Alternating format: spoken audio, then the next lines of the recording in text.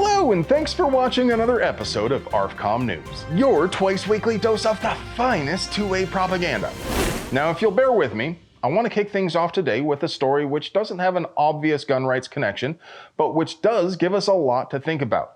Francisco Grado Flores was recently exonerated for what seems at first glance to be a fairly clear use of justified force. As best I can piece together from the various news articles, Francisco was hanging out with his girlfriend at her mom's house when her ex showed up with a baseball bat and let himself into the house. An altercation ensued, as they say, and the ex hit Francisco in the head with a bat. Now, it's pretty hard to imagine a better justification for use of force than being struck in the head with a lethal weapon. This is a weapon. That's a weapon? Yeah. Naturally, Francisco shot the ex dead, but he sat in jail waiting for trial for 2 years on murder charges, partly because he fled the scene after the shooting, and partly because one of his rounds hit his girlfriend's mom. Well, at least that might account for the reason it had to go to trial in the first place, but they don't excuse the cops for waiting 8 months after the incident happened to send cell phone evidence for analysis. Analysis, Mr. Spock. And it also doesn't excuse them withholding that evidence from the defense team until less than 2 weeks before the trial. So, what lesson does this teach for the people playing along with the home game? Rule number 4, be sure of your target and what is beyond. And if you are involved in a use of force, you need to be the first one to call 911. Try not to leave the scene. And if you really have to get out of danger, don't go far. Won't go far. But hey, it would be impossible for us to produce quality two-way propaganda without sponsors. So let's pay some bills. Today's video is sponsored by Springfield Armory. Imagine a 9mm carbine with roller delay action just like Kraut Space Magic. Now imagine it didn't have garbage ergonomics. The brand new Kuna from Springfield Armory gives you that roller delayed smooth recoil you're looking for with reversible, non-reciprocating charging handle and MB absolutely everything. And by 1776 Insurance. Most homeowners' policies only cover up to $2,500 for firearms. I don't know about you, but I got more than that in just optics. 1776 gives you comprehensive coverage against breakage, theft, fire, and burglary for all of your guns, and you don't have to give them your serial numbers. All right, Freedom fans, strap in and be sure to keep your hands and feet inside the right at all times. First up, the Supremes ruled against Mexico in their suit against Smith & Wesson, in which they claimed there would be no cartels and Mexico would be Care Bear land if Old Blue would just stop making 38 Super 1911s with Our Lady of Guadalupe on the grips. Adios pistola, right there. The best part?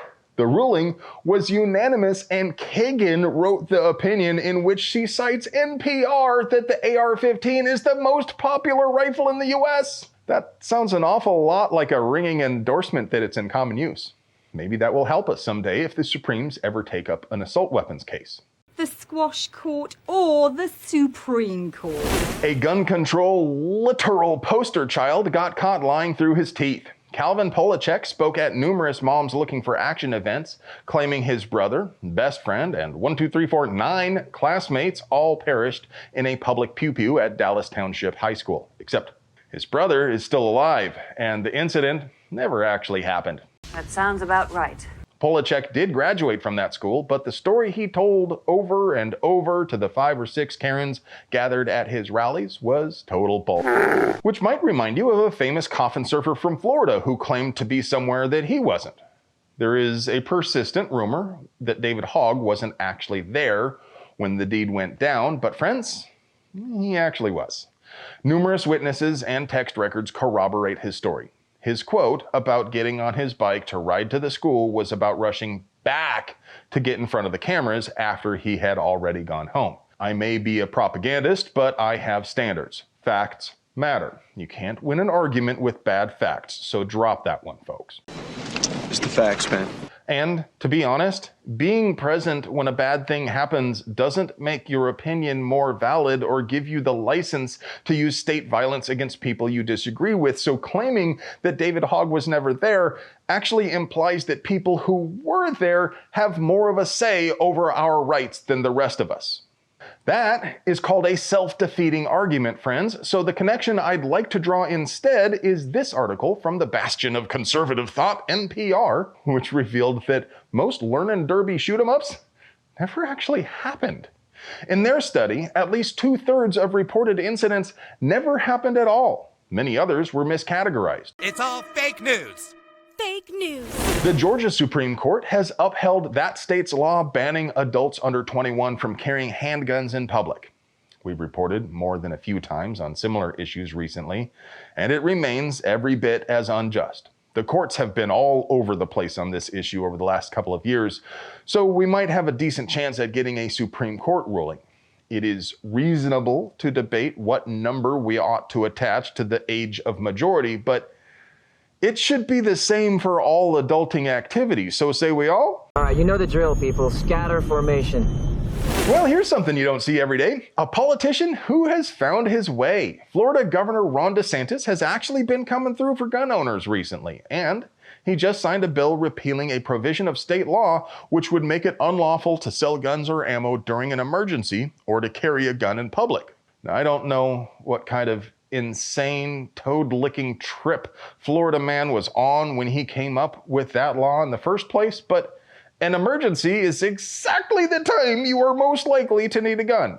Some folks have pointed out this bill was rarely enforced, but I think most people would find that cold comfort in a jail cell while their family rides the storm out without power. No? Yes! This is actually a good thing. Credit where it's due, DeSantis didn't just wave a flag and yell freedom into a microphone. He actually repealed an unconstitutional power. In my book, that puts him ahead of 99% of the political class, including plenty of so-called conservatives who treat gun rights as optional depending on the weather. Like Florida Senator Ben Albritton, who torpedoed the repeal of the under 21 purchase ban, and Senator Eliana Garcia, who blocked campus carry, as well as House Speaker Denny Perez, who prevented open carry from even getting a vote. But those turds are all term limited, so if you want somebody to bully over it, call Republican Chair Evan Powers at 850-222-7920, because Powers has been the one pulling the levers behind all of this. Tell him if he wants to win elections, he better take notes from DeSantis. It's not like DeSantis suddenly grew principles, he just understands what he needs to do to have a shot at the White House.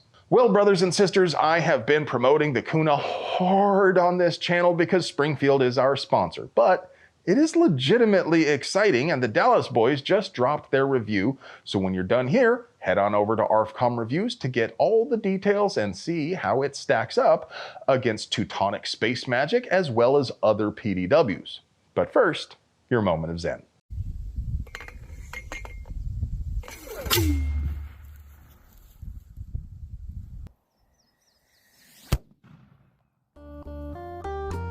Hello, friend. Do you like pews and pew-related things? Would you like to help us keep delivering you pure American pew and at the low, low price of... We literally couldn't pay the bills without our sponsors, so do us a solid and get yourself something nice from them. You deserve it. I love you.